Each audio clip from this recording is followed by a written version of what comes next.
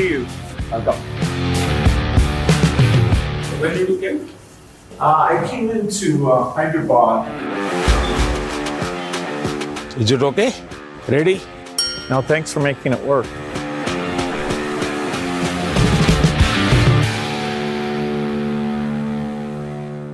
Bill, आपका स्वागत है और मुझे खुशी हुई। वैसे इस बार हमारे मिलने में शायद बहुत बड़ा गैप हो गया।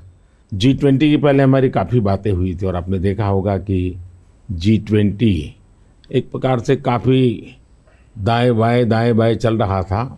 अब पूरी तरह उसका जिस हेतु से G20 का जन्म हुआ उस पर हम एक मेन स्ट्रीम में ले पाए हैं और शायद आप भी अनुभव करते होंगे।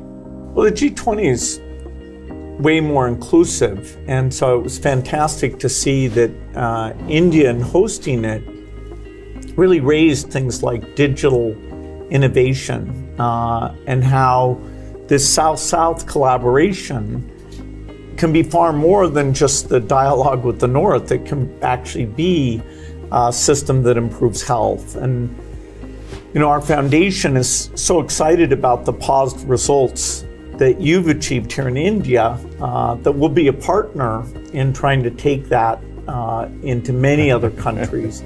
आपकी बात सही है। जब मैं इंडोनेशिया में भी G20 में गया था तो दुनिया के सभी देशों की क्यूरियोसिटी ये थी कि आपने ये डिजिटल रिवॉल्यूशन कैसे लाया है। और तब मैं उनको समझाता था, एक तो मैंने इस टेक्नोलॉजी को डेमोक्रेटाइज कर दिया है, ये किसी की मोनोपोली नहीं रहेगी, ये जनता का होगा, जनता के द्वारा होगा और जनता में जो भी उभरती हुई टैलेंट इसमें वैल्यूएडिशन करेगी वो करती चलेगी, ताकि कॉमन मैन को भी टेक्नोलॉजी पर विश्वास पैदा होना चाहिए। जैसे 10 डॉक्टर होते हैं, सब MBBS होते हैं, लेकिन एक डॉक्टर के पास ज़्यादा लोग जाते हैं क्योंकि उसका भरोसा बन गया है। In areas like digital government, India is not only adapting technology, but it's actually leading the way. What are some of the things you're excited about? Health, agriculture and education. मैंने जो आरोग्य मंदिर बना है, 2 लाख आरोग्य मंदिर, आयुष्मान आरोग्य मंदिर विलेजेस में, ये जो मेरे हेल्थ सेंटर है उनको मैं डायरेक्टली मॉडर्न टेक्नोलॉजी से बेस्ट हॉस्पिटल के साथ उनको जोड़ देता हूँ। पहले शुरू में उनको लगता था कि डॉक्टर तो है नहीं, मुझे देखे बिना कैसे बताता है, लेकिन बाद में उनको समझ आया कि टेक्नोलॉजिकल इंस्ट्रूमेंट और सैकड़ों किलोमीटर दूर बैठा हुआ डॉक्टर भी उनको सही डायग्नोसिस कर रहा है, सही एडवाइस कर रहा है। तो लोगों का कॉन्फिडेंस बढ़ रहा है। जितना बड़ी हॉस्पिटल में होता है उतना ही छोटे आरोग्य मंदिर में हो रहा है। तो ये डिजिटल प्लेटफॉर्म की कमाल है। और दूसरी पर एजुकेशन, मैं बच्चों को बेस्ट एजुकेशन पहुंचाना चाहता हूँ। टीचर की जो कमियां हैं उसको मैं टेक्नोलॉजी से भरना चाहता हूँ। दूसरा, बच्चे का इंटरेस्ट विजुअल में है, स्टोरी टेलिंग में है, तो उस प्रकार के कंटेंट बनाना, उस दिशा में मैं काम कर रहा हूँ ताकि बच्चों को लगना चाहिए। और मैंने कुछ सर्वे किया, मैंने देखा बच्चों को बड़ा मजा आ रहा है। मेरे यहाँ एग्रीकल्चर में भी मैं बहुत बड़ा रिवॉल्यूशन ला रहा हूँ और मैं माइंडसेट बदलना चाहता हूँ। In one of the themes I think India brings to technology is that it should be available for everyone, actually lifting up those who need it the most. जब मैं दुनिया में डिजिटल डिवाइड की बात सुनता था, मैं कहता मेरे देश में मैं ऐसा कुछ नहीं होने दूंगा कि डिजिटल डिवाइड हो। और डिजिटल पब्लिक इंफ्रास्ट्रक्चर ये अपने आप में बहुत बड़ी रिक्वायरमेंट है। आज मेरे यहाँ गांवों तक मैं ये डिजिटल फैसिलिटी पहुंचाना चाहता हूँ। तो मुझे लगता है वो बहुत बड़ा टारगेट ग्रुप है। महिलाएं तुरंत नई चीज़ों को स्वीकार करती है, ये मेरा अनुभव है मेरे देश में। उनके अनुकूल कौन सी चीज़ें मैं टेक्नोलॉजी में ले जाऊंगा तो वो एकदम से एक्सेप्टेबिलिटी बनती है। मैंने एक कार्यक्रम लिया है, नमो ड्रोन दीदी। इसके पीछे मेरे 2 लक्ष्य हैं। एक तो मैं भारत के गांवों में 3 करोड़ महिलाओं को लखपति दीदी बनाना चाहता हूँ, और वो भी एक गरीब परिवार से।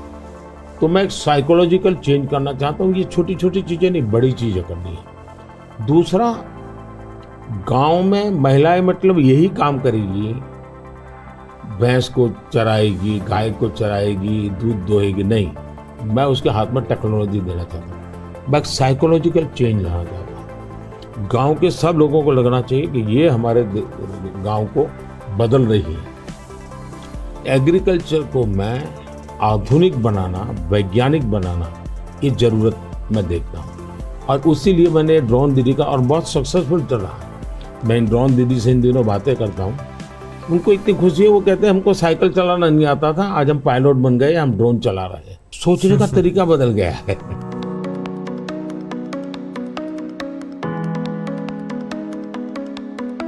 मैंने अफ्रीकन कंट्रीज के बहुत से लोगों से बात की। मैंने उनको कहा कि मैं इसमें आपकी मदद करने को तैयार हूँ, क्योंकि ये सबको समान अवसर देता है और डेमोक्रेटाइज, ये उसका मेन पॉइंट है, उसको नहीं छोड़ सकते आप। अब आपने देखा होगा कोविड में दुनिया सर्टिफिकेट नहीं दे पा रही थी।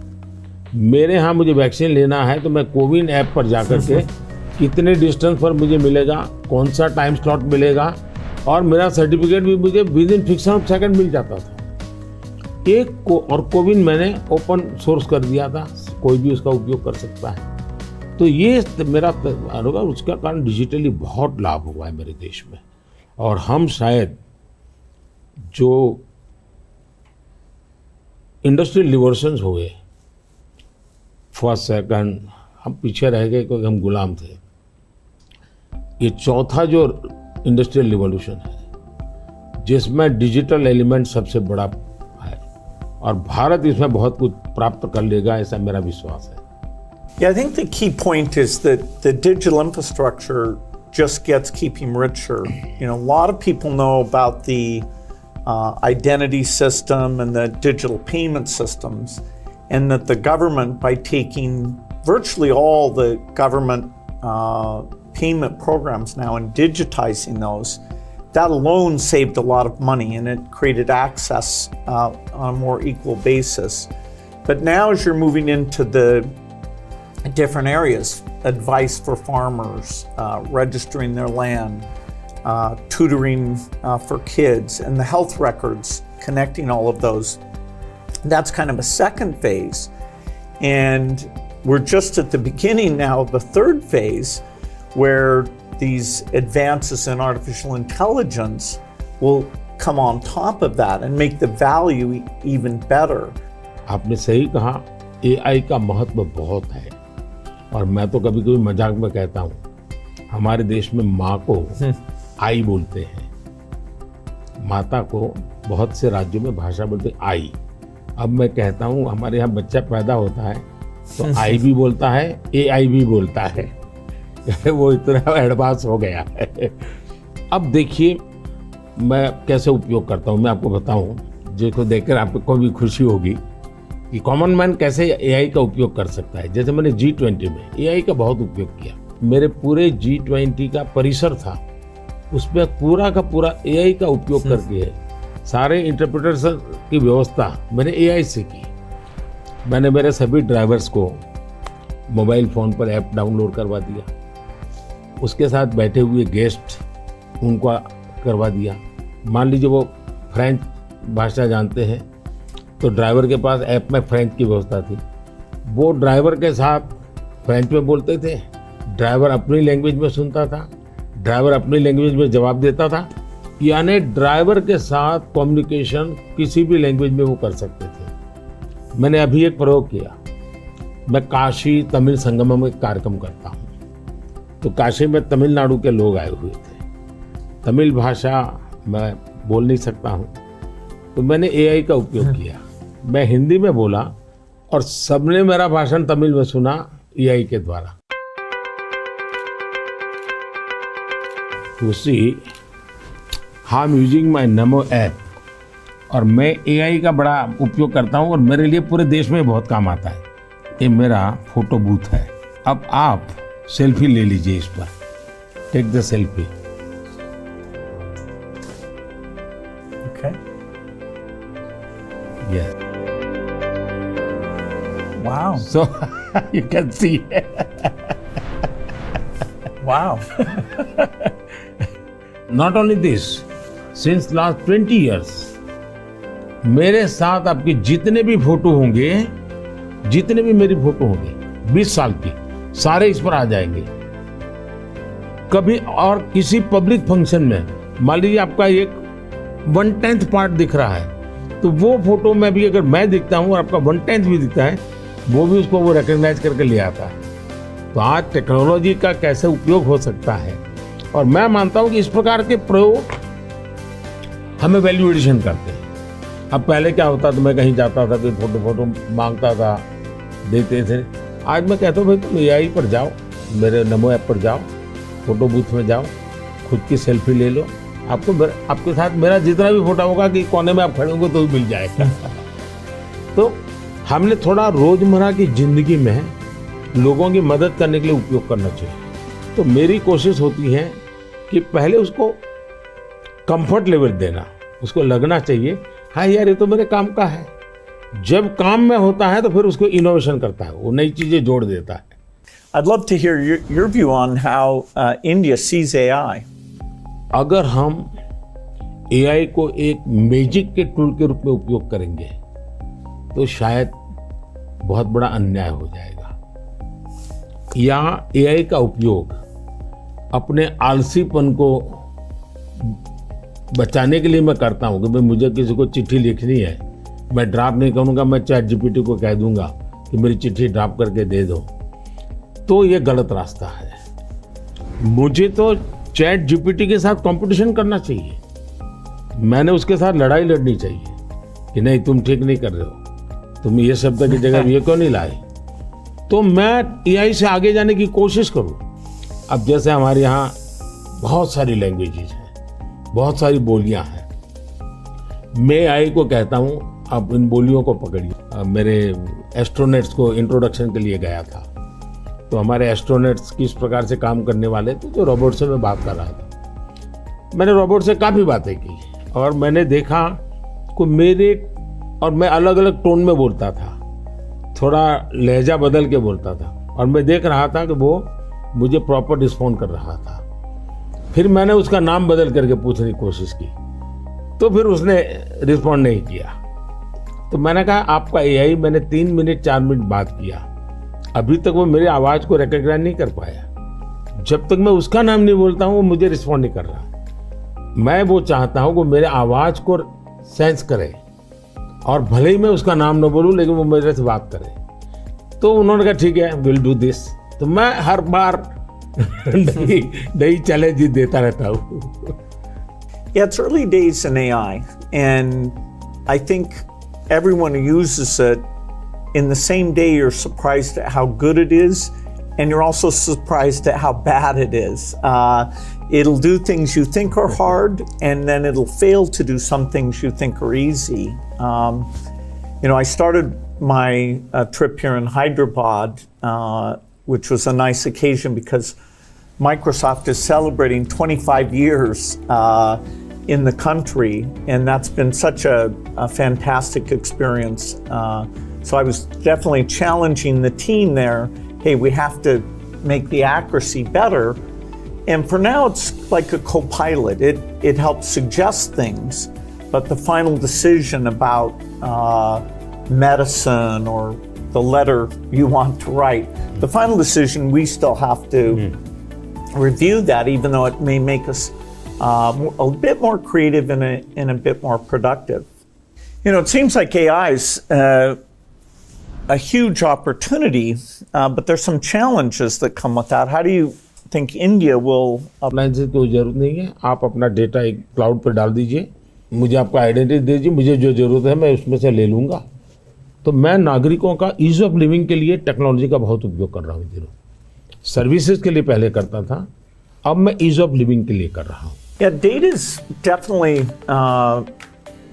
it's going to be very exciting that we'll be able to preserve privacy and still learn a lot from the data. Like which crop should you plant? If we get all the data from the farmers without their names, so we don't invade their privacy, but giving better farmer advice, or seeing here in India, the top 10% of teachers are so good, and saying, okay, what are they doing, and how do we spread that to the other people?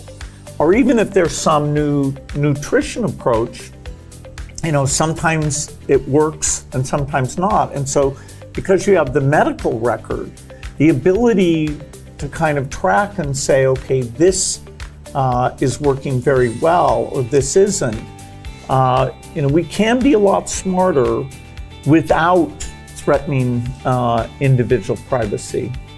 मैं इसको दो तरह, एक हमें common man को भी quality data के लिए ट्रेन करना पड़ेगा. हमारे डेटा में क्वालिटी होनी चाहिए, क्लैरिटी होनी चाहिए. दूसरा, डेटा ओनर को मालूम होना चाहिए कि जो मेरे से डेटा मांग रहा है वो किस काम के लिए मांग रहा है. अगर वो उसके साथ एग्रीमेंट करके उसमें से कमाई करना चाहता है तो उसको अलाउ करना चाहिए कि और पहला उसको प्रायोरिटी रिसर्च के लिए होनी चाहिए. रिसर्च के डेटा की वैल्यू ज़्यादा ना हो ताकि वरना रिसर्च बहुत महंगा हो जाएगा. और रिसर्च करने वाले इंस्टीट्यूट ने भी उसको एश्योरेंस देना चाहिए कि तेरे डेटा का मैं जो उपयोग कर रहा हूँ वो इसी काम के लिए होगा, ये ग्लोबल गुड के लिए है, कॉमन मैन के गुड के लिए.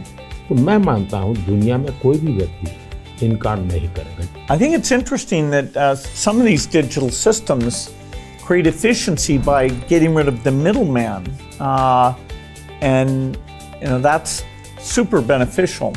मैं तो कभी कभी कहता हूँ कि मैं ऐसी सरकार चलाना चाहता हूँ एज फार एज मध्यम वर्गीय जो वर्ग है उसकी जिंदगी से सरकार बाहर निकल जाए, उसकी जिंदगी में सरकार की कोई ज़रूरत ही ना हो. जो गरीब है जिसको सरकार की ज़रूरत है वहाँ सरकार भरपूर हो, लेकिन जिसको कोई ज़रूरत नहीं बिना कारण सरकार जा कर के उसको कोई ये लाओ वो लाओ ये करो वो करो करती रहती है तो वो बंद हो जाएगा. और इसलिए मेरी कोशिश यही है कि हमारा प्रयास यही रहेगा कि हम इसको करें. In 2015, one of the great things we did together was you came to Paris for that mission innovation. That was fantastic. Yes. Climate के संबंध में हम दोनों के विचार एक ही प्रकार के हैं और आपने बहुत सक्रियता से भूमिका भी अदा की.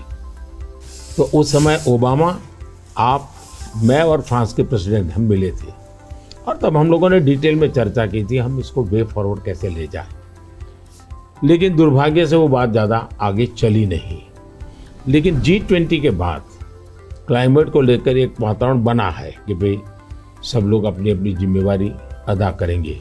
तो जो हमने बीज बोए थे और जिसमें आपकी भी बहुत बड़ी भूमिका थी वो अब कुछ वटवृक्ष के रूप में सामने आएगा ऐसा मुझे लग रहा है.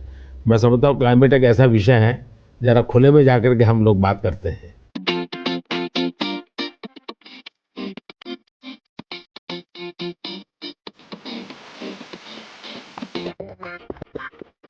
If you're ever coming to the United States, I'd love to have you come to Seattle. I'll be happy to come. No, fantastic. Come over here. Yeah. Is it okay? Huh? Yes.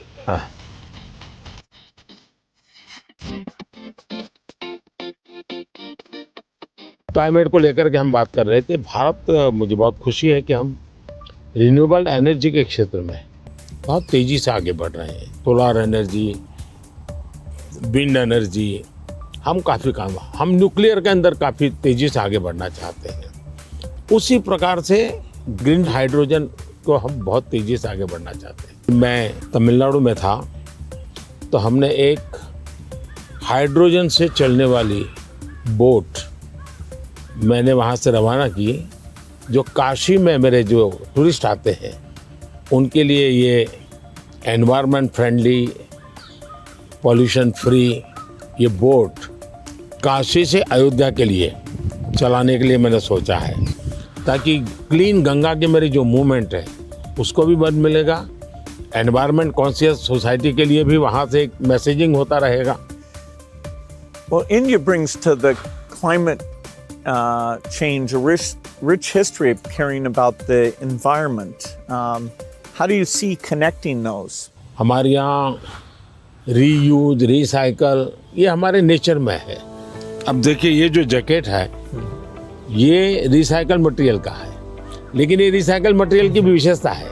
इसकी विशेषता ये है जो Taylor के यहाँ कपड़े के टुकड़े निकलते हैं ये सारा वेस्ट इकट्ठा किया हुआ है फिर जो पुराने कपड़े हैं उसको भी इसमें लिया हुआ है और 30-40% वेस्ट प्लास्टिक बोतल को लिया हुआ है और उन सबको रिसाइकल करके ये कपड़ा बना है।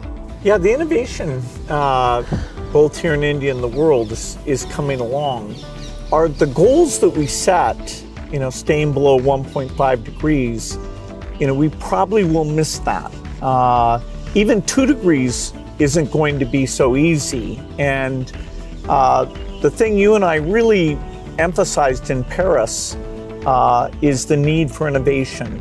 If the green approach can be made as cheap or cheaper than the old approach, then the adoption will be very good. If it's more expensive, it's not clear who's going to be willing to pay for that. Should the rich countries pay for that?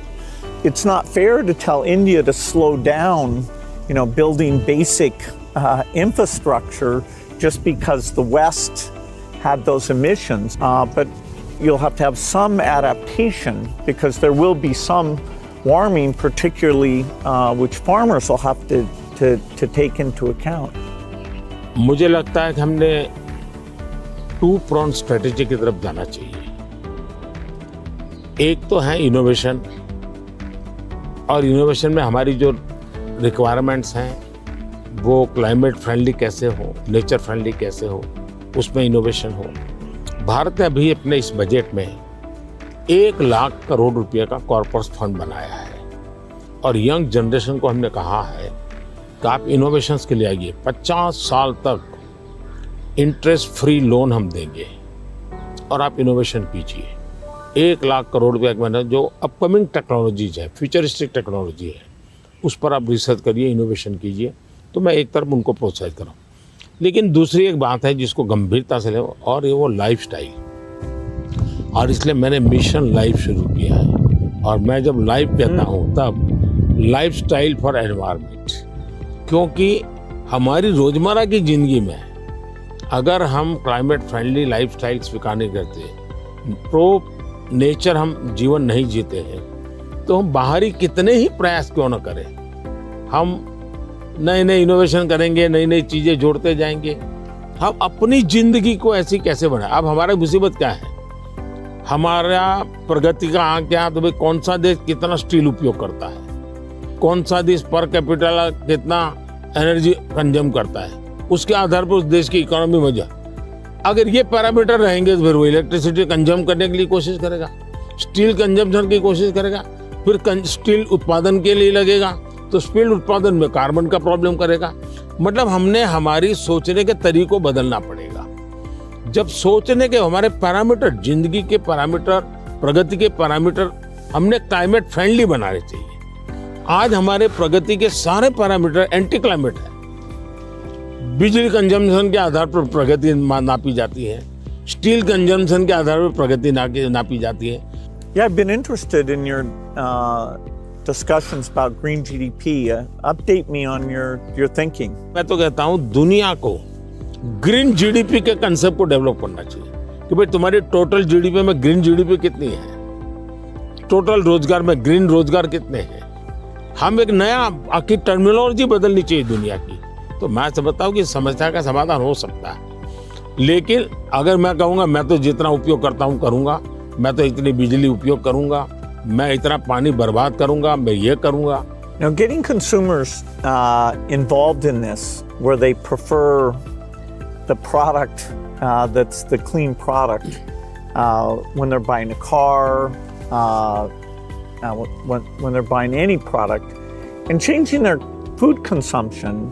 Even if they don't go all the way to be a vegetarian, they can eat less beef and more chicken, or less chicken and more fish. They can moderate a bit, and we know that also has some health benefit as well. Not only that, मैं तो कहता हूँ vegetarian में भी सोचने की improvement जरूरी है। वेजिटेरियन में जैसे मिलेट, मैं यूएन के साथ मिलकर के मिलेट ईयर मनाया। मिलेट का फायदा यह है कि एक तो बिल्कुल बंजर भूमि में मिलेट पैदा होता है, मिनिमम पानी चाहिए, कोई फर्टिलाइजर नहीं चाहिए, और ये सबसे उत्तम प्रकार का फूड है। ये सुपर फूड है। अगर हम मिलेट को प्रमोट करते हैं तो वेजिटेरियन होने के बावजूद भी बहुत सी चीजें हैं जो ज्यादा नुकसान करने वाली है, उसमें भी अगर मिलेट पर शिफ्ट करते हैं तो बहुत फायदा हो सकता है। Yeah, when I was in Odisha, they were talking about how millet had been popular a long time ago, and then it came out of favor, and now there's a joint program with the foundation and the government. It's coming back up, and they even took me to some shops where the women were there showing these very nutritious, and actually they tasted good to me, millet crops. So that's a good message मैं for the देख world. रहा हूँ जी, millet में इतना बढ़िया production आना शुरू हो गया, अच्छी अच्छी कंपनियां मिलेट प्रोडक्ट में आ गई और एक प्रकार से उसका वैल्यू एडिशन हो गया।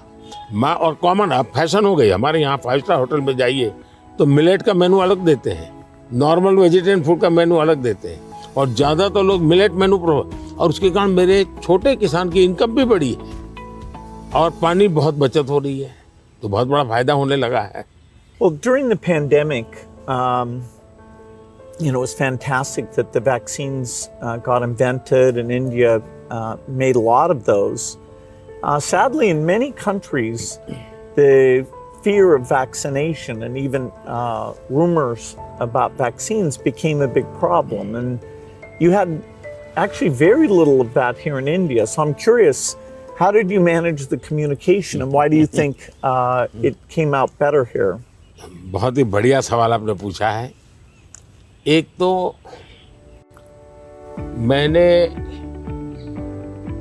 वायरस के खिलाफ ये लड़ाई जो है ये हम सबकी है, ये लोगों को प्रशिक्षित करने पर बल दिया। ये वायरस वर्सेस गवर्नमेंट नहीं है,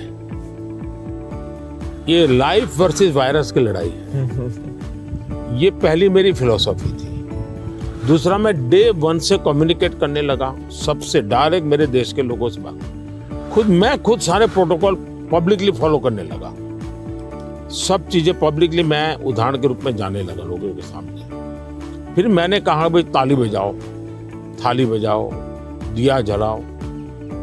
हमारे देश में इसकी बड़ी मजाक करने के प्रयास हुआ, लेकिन मुझे लोगों को विश्वास में लेना था कि भाई हमें ये लड़ाई साथ लड़नी है। जब ये विश्वास बन गया कि हमें अपनी जिंदगी बचानी है और औरों की जिंदगी बचे इसमें मदद करनी है, तो एक प्रकार से मास मूवमेंट बन गया।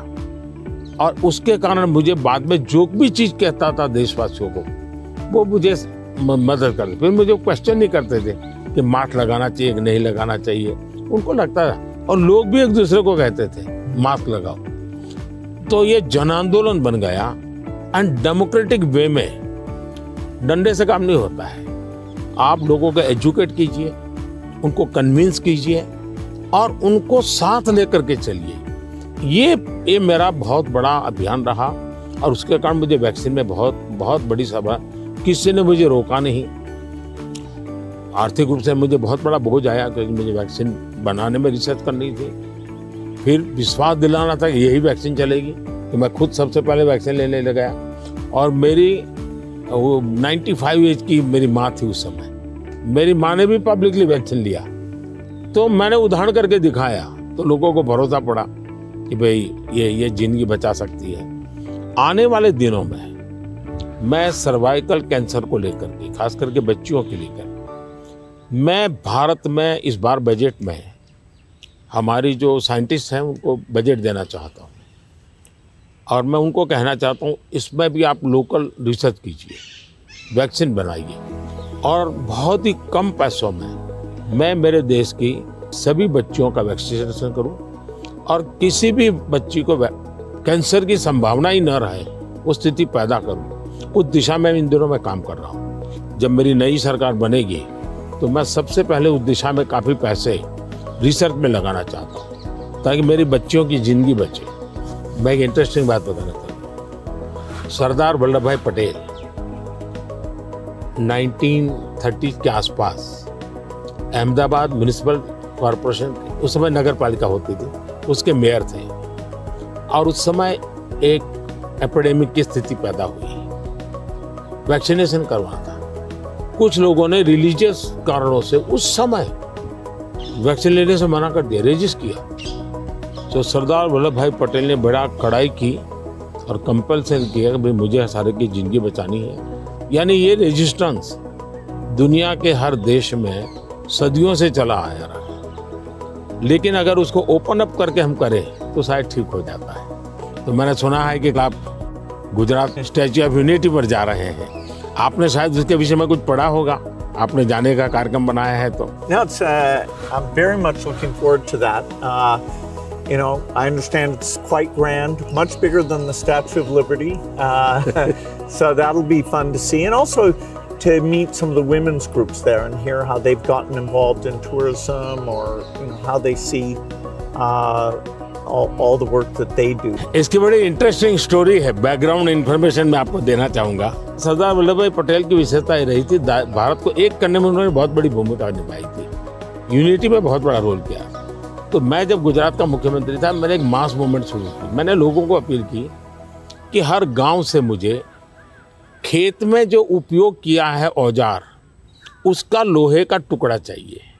हर गांव से एक लोहे का टुकड़ा चाहिए, और वो चाहिए क्या, जिसका कभी न कभी खेत में औजार उपयोग किया है। तो हिंदुस्तान के 6 लाख गांवों से मैंने किसानों से लोहे का टुकड़ा इकट्ठा किया, उसको मेल्ट किया और उसका मैंने स्टैच्यू में उपयोग किया है। दूसरा, मैं हर गांव से मिट्टी लाया, उस मिट्टी का मैंने एक यूनिटी वॉल बनाया है। तो हिंदुस्तान के 6 लाख गांवों की मिट्टी उसमें है, और मेरा उसके पीछे स्पिरिट है यूनिटी का। हमने इतने बड़े देश की विविधताओं के बीच में एकता कैसे बनानी, उसके लिए मैंने स्टैच्यू बनाया। और स्टैच्यू ऑफ लिबर्टी से ये डबल साइज का है, ये दुनिया का सबसे बड़ा ऊंचा स्टैच्यू, और कम से कम समय में बनाया। Yeah, I hope they have a video of the construction because I'm always fascinated how do you assemble something like that? इसका पूरा एक मैंने किताब निकाला है, स्ट्रक्चरल इंजीनियरिंग का पूरा। Okay. फिर फाउंडेशन स्टोन से लेकर के अब तक टेक्नोलॉजिकल इम्प्रूवमेंट कैसा हुआ, उसका डिटेल स्टोरी है, वीडियोग्राफी भी है और बुक फॉर्म में भी है।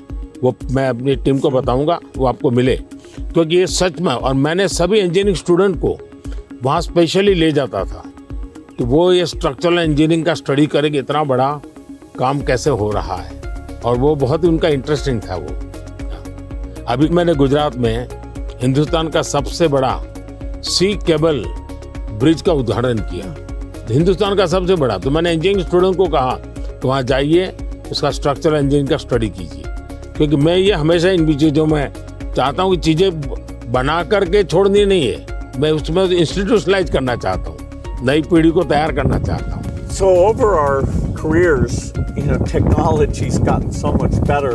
I'm just curious in terms of your journey of using, PCs or phones or different types of software. Was there something that really drew you in, or what's that been like?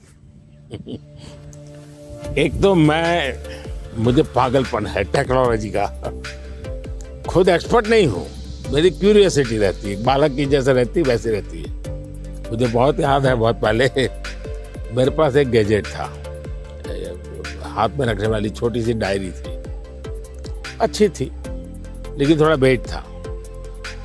मैं बहुत साल पहले USA गया था, तो जब USA गया तो मैं कई बड़े मॉल में जाता था, लेकिन मैं टेक्नोलॉजी वाली दुकान पे जल्दी जाता था। तो मैंने उनको कहा भाई ये इसका लेटेस्ट वर्जन कोई है क्या, तो वो देखता रह गया ये क्या है, बोले अभी तो हमारे देश में ये आया नहीं है, तो ये भी तो अभी आया नहीं, तो अगला वर्जन कहाँ से आएगा। तो मैं इतना एडवांस चीज़ों को ढूंढता रहता था, देखता रहता था, लेकिन मैं टेक्नोलॉजी का गुलाम नहीं हुआ, मैं किसी से बंधा नहीं हूँ। मैं पानी के प्रवाह की तरह नई चीज़ों को खोजता रहता हूँ, ढूंढता रहता हूँ, और कहीं पर मुझे सुनता हूँ तो मैं ले आता हूँ।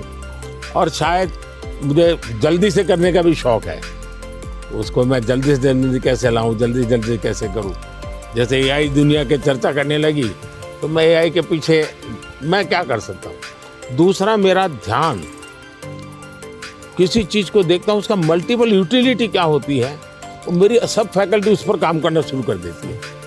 मैं कोई चीज़ देखता हूँ तुरंत मेरे को नहीं ये नहीं, ऐसा करो, तो ये शायद मेरा गॉड गिफ्टेड मेरा नेचर है। जो मैं समझता हूँ हमारे जो दर्शक हैं उनको शायद कुछ ऐसी चीज़ें हैं सुनना बहुत अच्छा लगेगा।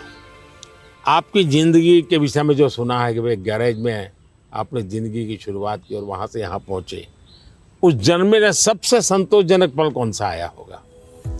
You know, I'm so lucky. I was born at a time when the chip miracle happened. I got a very good education. I have kind of an optimistic view, so dropping out of school to take risk didn't seem that dangerous to me. I have to say, though, the most exciting thing is when you see people using the technology. When you go into a classroom and you see people using it.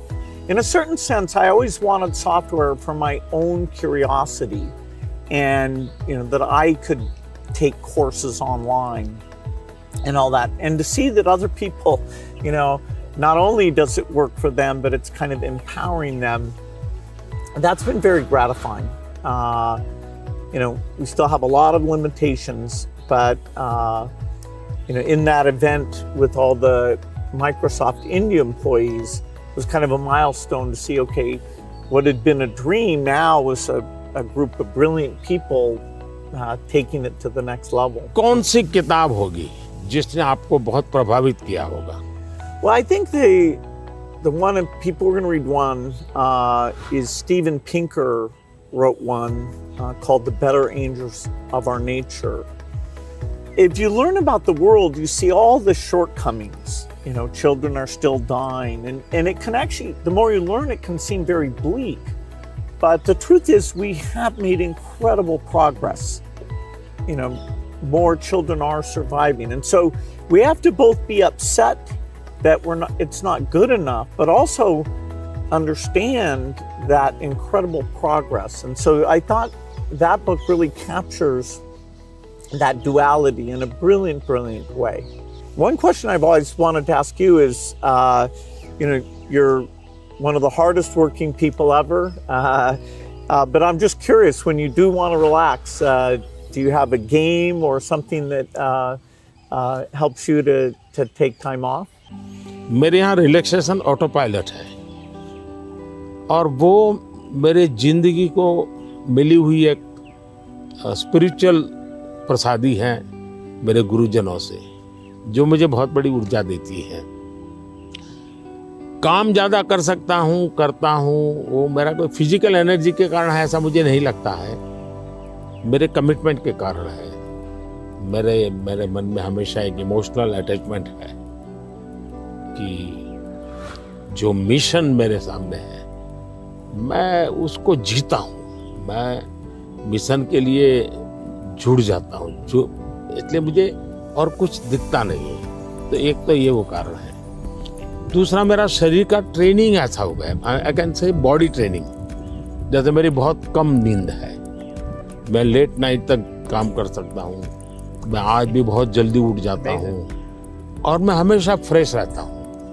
और ये कारण था मेरा, जब एक कालखंड था जब मेरा हिमालयन लाइफ था, तो उसमें एक हमारी परंपरा रहती थी, जो संन्यास परंपरा में ब्रह्म मुहूर्त में स्नान करना, तो करीब 3:20 3:40 के बीच में होता है सुबह मॉर्निंग में। तो मैं उन चीज़ों से बड़ा आदी बना हुआ था, तो मेरा बॉडी एक प्रकार से ट्रेंड हो चुका है और इसलिए मुझे रिलैक्स करने के लिए कुछ एक्स्ट्रा किसी चीज़ की ज़रूरत नहीं पड़ती। और उसके कारण एक कमी भी है कि मैं कोई एक्स्ट्रा एक्टिविटी जानता भी नहीं हूँ, क्योंकि मैं इसी में लगा रहता हूँ, अपने काम में नया नया करता रहता हूँ। तो ये एक अच्छाई भी है, कमी भी है। Well, we've had fantastic partnership working together, and I see many opportunities to do even more. So look forward to talking again, whether it's the next time I'm here or hopefully I'll see you in Seattle sometime. मुझे बहुत अच्छा लगा और कई विषयों पर ऐसे गप्पे मारने का मौका मिला। वैसे भी जब भी मैं आपके साथ मिला हूँ, मैंने आपका काफ़ी समय भी लिया है हमेशा, क्योंकि आप पूरी दुनिया घूमते हैं, आपके मन में गरीबों के लिए कुछ करना, न्यूट्रिशन में कुछ करना, एजुकेशन में कुछ करना, हेल्थ में करना, ये मैंने फील किया है कि आप मन से कमिटेड हैं। तो मुझे हमेशा लगता है कि आपके पास नए विचार होते हैं नए, और आज भी आप नए विचारों के लिए उत्साहित होते हैं। आप आराम से ज़िंदगी गुजारना नहीं चाहते, तो इसलिए मुझे हमेशा आपके साथ बात करना अच्छा लगा है, और मुझे हमेशा कुछ न कुछ जानने को मिला है, सीखने को मिला है। और मैं सोच भी नहीं सकता हूँ कि आपका राजनीति से कोई लेना देना नहीं है। मैं पूरी तरह राजनीति में डूबा हुआ व्यक्ति हूँ, लेकिन हमारे बीच में ऐसी वेवलेंथ है कि हम दोनों अगर साल में 4-6 बार नहीं मिलते तो कभी महसूस होती है। लेकिन आज आए, आप समय निकाला, मुझे बहुत अच्छा लगा। मैं आपका बहुत आभारी हूँ। Thank you. Thank you. Sir. Thank sir. Thank you. Thank you.